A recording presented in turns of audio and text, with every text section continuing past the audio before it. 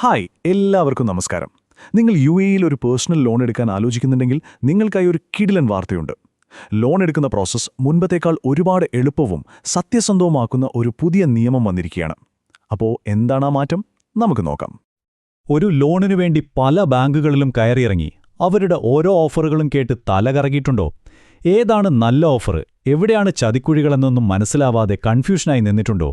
ഉണ്ടെങ്കിൽ പേടിക്കേണ്ട, ഇത് നിങ്ങൾക്ക് മാത്രമല്ല സംഭവിച്ചിട്ടുള്ളത്. ശരി, നമുക്ക് കാര്യത്തിലേക്ക് വരാം.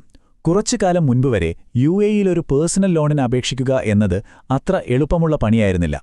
അതൊരു തരം വല പോലെയായിരുന്നു, പലതരം നൂലാമാലകൾ നിറഞ്ഞ ഒരു വഴി. ഇതായിരുന്നു അന്നത്തെ ഒരവസ്ഥ.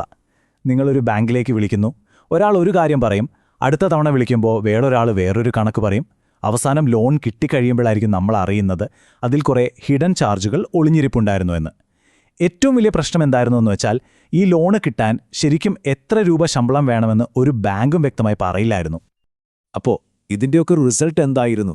സാമ്പത്തിക സഹായം ആവശ്യമുള്ള സാധാരണക്കാർക്ക് വലിയ കൺഫ്യൂഷനും ചിലപ്പോഴൊക്കെ നമ്മളോടൊരു അനീതി കാണിക്കുന്നത് പോലെയും ഒക്കെ തോന്നിയിട്ടുണ്ട്.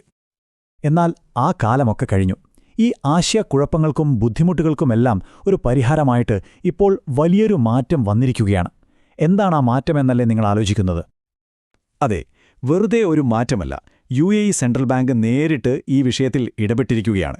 രാജ്യത്തെ സാമ്പത്തിക കാര്യങ്ങൾ നിയന്ത്രിക്കുന്ന ഏറ്റവും വലിയ സ്ഥാപനം തന്നെ സാധാരണക്കാരായ ഉപഭോക്താക്കൾക്ക് വേണ്ടി മുന്നോട്ട് വന്നിരിക്കുന്നു. ഇതാണ് പുതിയ നിയമത്തിലെ ഏറ്റവും പ്രധാനപ്പെട്ട ഏറ്റവും വലിയ ഹൈലൈറ്റ്.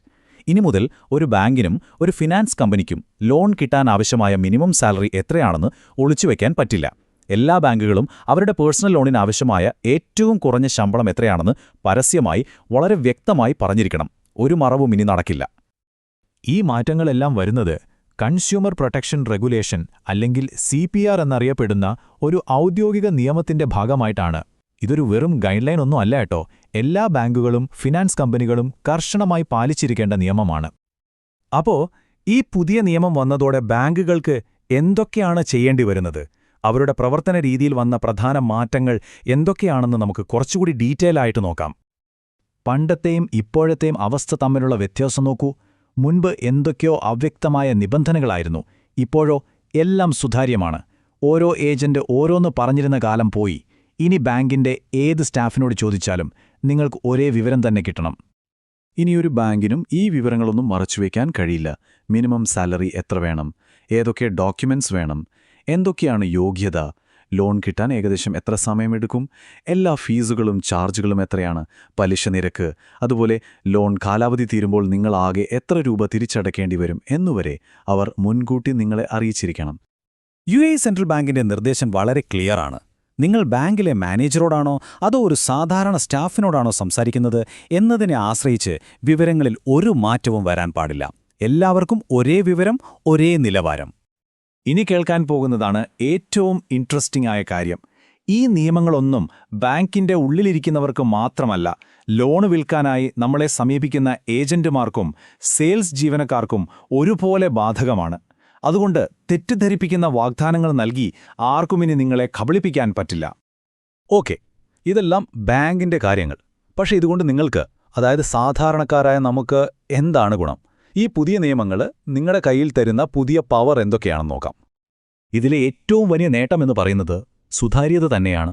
വിവരങ്ങളെല്ലാം ക്ലിയറായി മുന്നിൽ കിട്ടുമ്പോൾ നിങ്ങൾക്ക് ധൈര്യമായിട്ട് പല ബാങ്കുകളുടെ ഓഫറുകൾ തമ്മിൽ താരതമ്യം ചെയ്യാം. ഏറ്റവും നല്ല ഓഫർ തിരഞ്ഞെടുക്കാം. ഇത് സ്വാഭാവികമായും നിങ്ങളുടെ സാമ്പത്തിക സുരക്ഷ കൂട്ടും, അല്ലേ? ഭാവിയിൽ പരാതികൾ ഉണ്ടാവാനുള്ള സാധ്യതയും കുറയ്ക്കും. അപ്പോൾ ശരിക്കും പറഞ്ഞാൽ ഇതിൻ്റെ എല്ലാം പിന്നിലെ അടിസ്ഥാന ലക്ഷ്യം ഒന്നു മാത്രമാണ്: യു.എയിലെ ഓരോ താമസക്കാരൻ്റെയും സാമ്പത്തിക ഭദ്രത ഉറപ്പാക്കുക, അവർക്ക് നീതിയുക്തവും സത്യസന്ധവുമായ ബാങ്കിംഗ് സേവനങ്ങൾ ലഭ്യമാക്കുക. ഇത്രയും കാര്യങ്ങൾ നമ്മൾ മനസ്സിലാക്കിയല്ലോ. ഇനി നിങ്ങളൊരു ലോണിന് അപേക്ഷിക്കാൻ പോകുമ്പോൾ എന്തൊക്കെ കാര്യങ്ങൾ ശ്രദ്ധിക്കണം? അതിലൊരു സിമ്പിൾ ചെക്ക് ലിസ്റ്റ് ഞാൻ തരാം. അപ്പോൾ ഇനി ലോണിന് അപേക്ഷിക്കുമ്പോൾ ഈ 4 കാര്യങ്ങൾ ഉറപ്പായും ശ്രദ്ധിക്കുക. 1. ആരെങ്കിലും പറയുന്നത് കേട്ട് പോകരുത്. ബാങ്കിന്റെ ഒഫീഷ്യൽ വെബ്സൈറ്റിൽ പറയുന്ന ശമ്പള നിബന്ധന ആദ്യം തന്നെ നോക്കുക. 2. എല്ലാ ഫീസുകളും ചാർജുകളും എത്രയാണെന്നും അവസാനം എത്ര തിരിച്ചടയ്ക്കണമെന്നും രേഖാമൂലം ചോദിച്ചു വാങ്ങുക. 3. ഇപ്പോൾ വിവരങ്ങൾ സുതാര്യമായതുകൊണ്ട് കുറഞ്ഞത് 2-3 ബാങ്കുകളുടെ ഓഫറുകളെങ്കിലും താരതമ്യം ചെയ്യുക. 4ാമത്തെ കാര്യം, ഇത് വളരെ പ്രധാനമാണ്. ഏജന്റുമാരുടെ വാക്ക് മാത്രം വിശ്വസിച്ച് ഒരു തീരുമാനവും എടുക്കരുത്. എല്ലാം എഴുതി കയ്യിൽ കിട്ടിയതിനു ശേഷം മാത്രം മുന്നോട്ട് പോവുക. അപ്പോ കളിയുടെ നിയമങ്ങളെല്ലാം ഇപ്പോൾ മാറിയിട്ടുണ്ട്. വിവരങ്ങളെല്ലാം നിങ്ങളുടെ വിരൽത്തുമ്പിലുണ്ട്. നിയമം നിങ്ങളുടെ ഭാഗത്തുമാണ്. ഇനി ചോദ്യം ഇതാണ്: ഈ പുതിയ അറിവും ശക്തിയുമെല്ലാം ഉപയോഗിച്ച് നിങ്ങളുടെ സാമ്പത്തിക ഭാവിയുടെ കൺട്രോൾ നിങ്ങൾ എങ്ങനെയാണ് ഏറ്റെടുക്കാൻ പോകുന്നത്?